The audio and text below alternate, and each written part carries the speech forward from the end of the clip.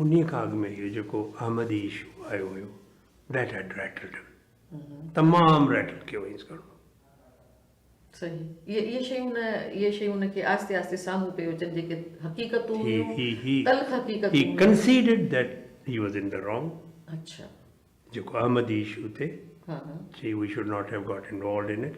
मूंखे जॾहिं चई त you are the law minister, you will prosecute Mirza Nasir Ahmad. I said, I will not do it.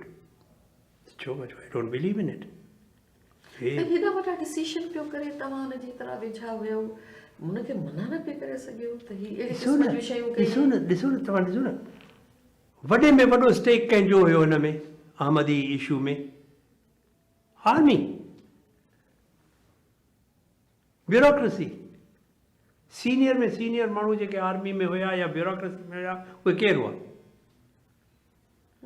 उन्हनि जूं जायूं कंहिंखे बि घुरियूं. जनरल हमीद वियो, जनरल अली मलिक वियो, जनरल अख्तर हुसैन मलिक वियो. Who were they? The most brilliant of your military commanders. उहे जेके विया त पोइ उन्हनि जी जाइन ते ॿियो केरु आयो? साईं, जिन जे ख़्वाहिशुनि जो एतिराम कयो वियो उन में आख़िर में नतीजो इहो ई. Then the history has recorded the verdict. He paid with his life. जेकॾहिं मां इहो ई सिर्फ़ु चवंदो आहियां त बाबा ठीकु आहे, we made mistakes. We are human beings.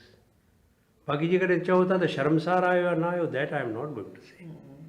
छाकाणि ह्यूमन बीइंग मिस्टेक्स कंदो आहे. As long as you have paid your debt to your society, you are a free man. तव्हां पंहिंजो कर्ज़ त लाहे सघो. लाहे छॾियोसीं न. सालनि जा साल जेलनि में गुज़ारियासीं, exiles में गुज़ारियासीं. The leader of the party paid with his own life.